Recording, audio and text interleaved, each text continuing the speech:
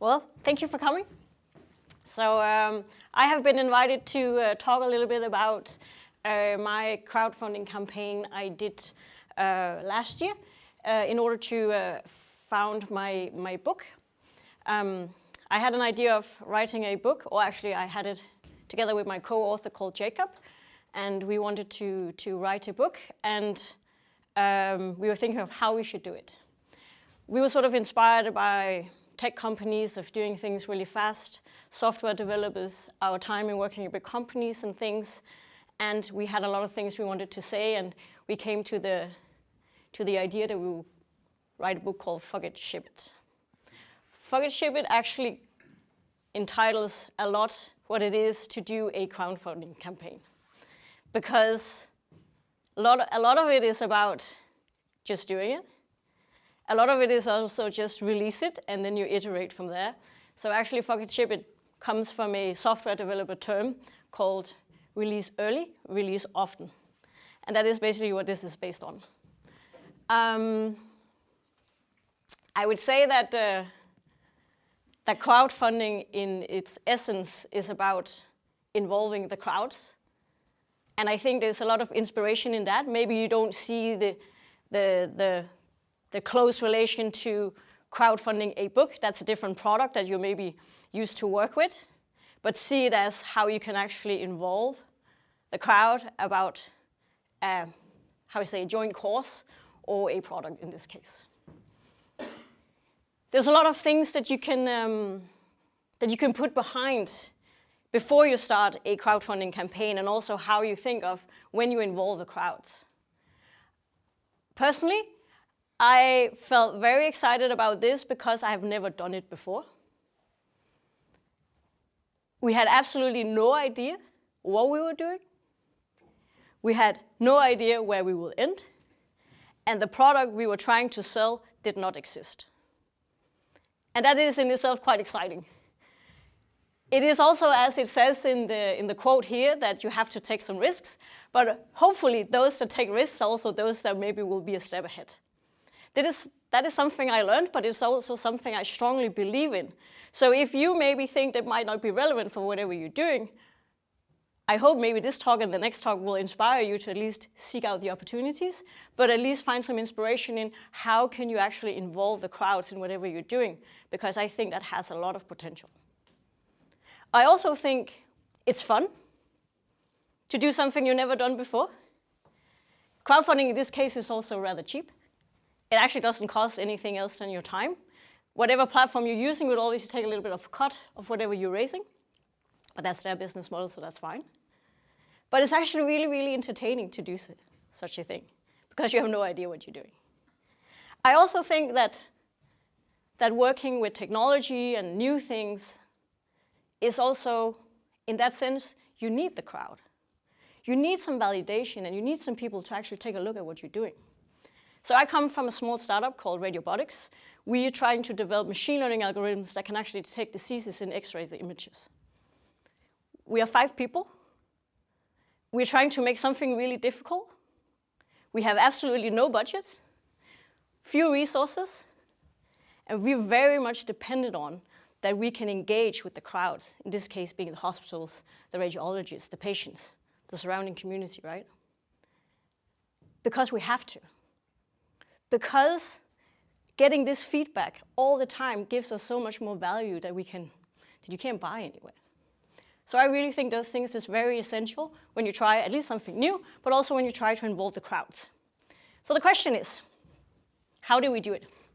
And in the beginning, we thought the book was supposed to be blue. It obviously didn't end that way.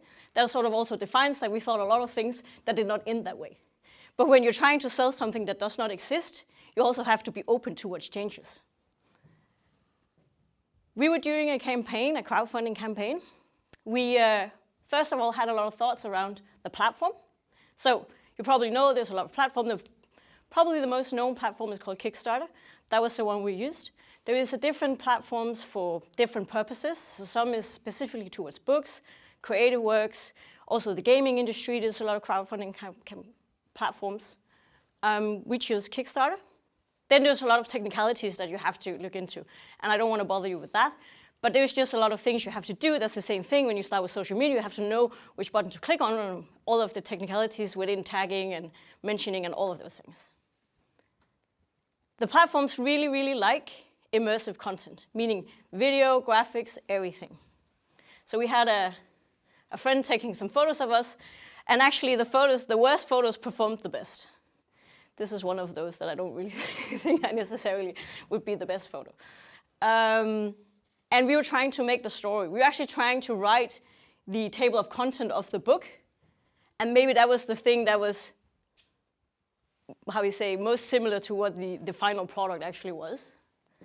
So we made all the content, we told the story, and then I was told that the more people you can have to actually back your project, when you launch it, the better it is in order to get the software or the algorithms to understand that there's attraction here.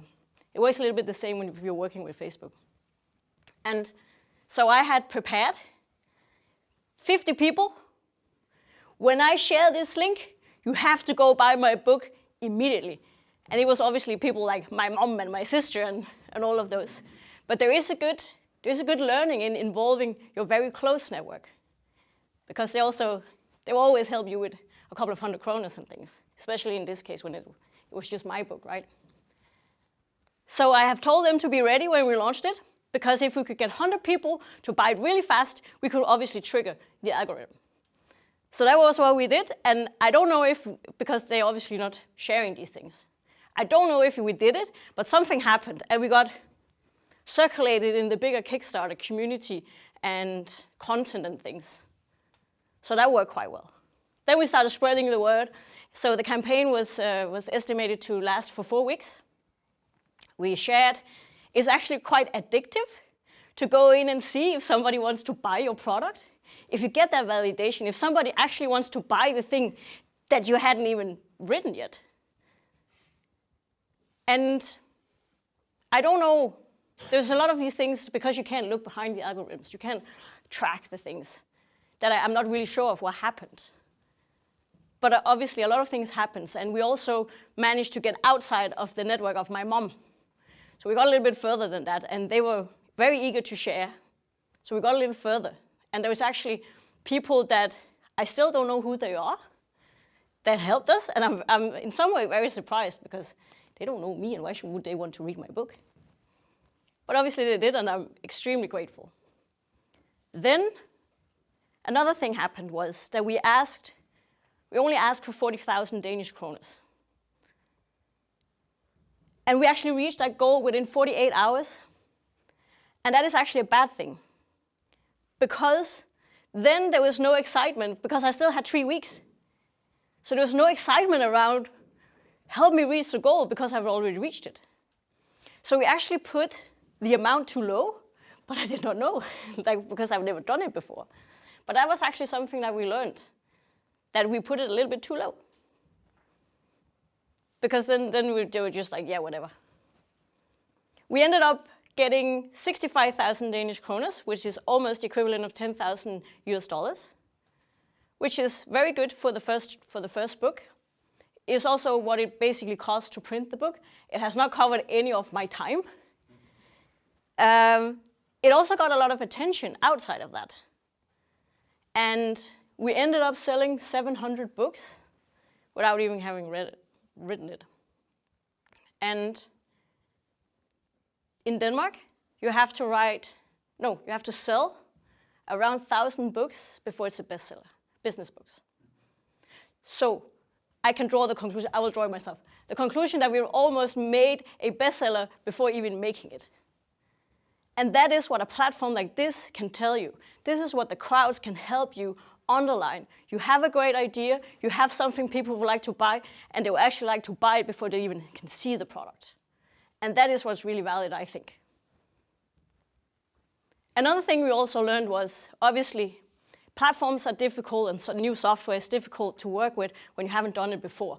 And there's a lot of these things here that I think we could have done better and that I know for now. So we obviously made some mistakes, and I also know that a lot of campaigns doesn't succeed. But I think campaigns succeed no matter what, because you always learn something. You see these kids going around saying nobody never loses, they learn, right? And I really think this in this case, because you haven't lost the money. If you don't reach your goal, you just don't get the money. But you haven't paid anything beside of your time. So there's the practical things, then are the bigger things. And these things, I had no idea. So my first perspective was, I just need some money to my book, right? But I had no idea that the money became so much inferior to everything that happened afterwards, which I think is much more important and much more interesting for the bigger scheme, so to say. I found out that, first of all, somebody wanted to buy my book. I also felt a pressure to actually get started to writing the book. And obviously, if that was my goal, I should obviously do it. But sometimes people ask me, how did you write the book? And sometimes I'm like, I don't know. There was a lot of people asking for it, so I was thinking I should do it, and I even paid for it. I had their money in my bank account, and I could look at it, and I was thinking, yeah, I'll write today. Because that puts some pressure on. And also thinking of it, if you're in a business where you're trying to make something new, where you're trying to do something different, and you have a lot of people waiting for whatever you're trying to do, it's a crazy good incentive for you to do it. And a book is maybe not the best thing, it's a rather small product. But think of it. People are waiting for it. The other thing was also that these people that bought the book, so when it was done, they were obviously the first to get the book. That is sort of the deal. Their name is also in the book in the last pages. They got it first. Luckily, they liked it. They liked it because they were first. You know there's a tendency that people like to be first. And when some is first, there's a lot of people that like to follow along. And because they were first, they started sharing it.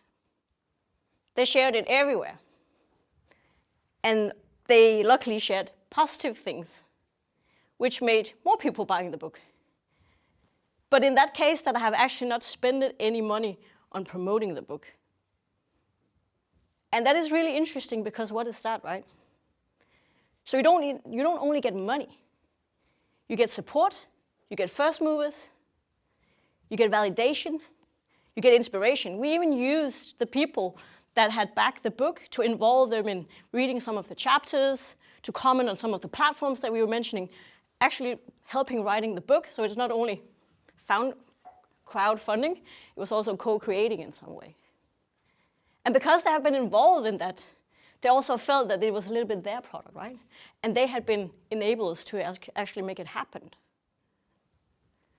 So afterwards, I really, really learned that you get so much more than money. And I only did it for the sake of the money. And I feel sorry about that, because I had no idea what else it could do. And I really think that's powerful. And I also think it's powerful when you think of other products or special causes that you're working with, or things that you're actually trying to gather some people around, that it's more than just the money. Because I think, end of the day, that's what we're trying to do with everything we spend our time on. The other thing is also, because these people got their book really early, they were also becoming advocates. So those were the ones talking about it, referring it, sending it to their friends, buying some for Christmas, for their parents and things like that. And that is also very, very, very powerful, I think. And again, going back to, I actually got money, and I had, I really didn't have to spend any money on marketing. What I also learned, and maybe what is the biggest takeaway from this, is I know there is some that doesn't succeed, but I really think that trying to do something, especially when you're trying to sell a product that does not exist, I believe in that done is much better than perfect. I also believe that you cannot necessarily copy what everybody else has been doing, and you have to try it yourself. You can obviously learn, but you also have to relate it to whatever business you're in, whatever product you're selling, whatever cause you're advocating for. You have to try to do things yourself, but you also have to remember that doing it can sometimes become perfect, but you just don't know. Thank you very much.